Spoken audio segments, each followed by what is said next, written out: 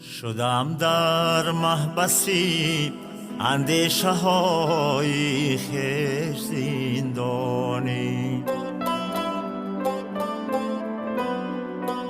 گلویم را فشارد گریه تلخی پشیمانی،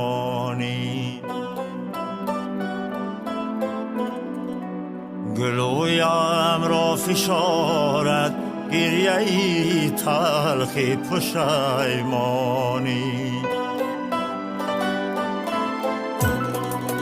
شتابان اخترین آسودگی از آسمانم رفت، خیرت می جویم اکنون در زمینی جهل و نادانی.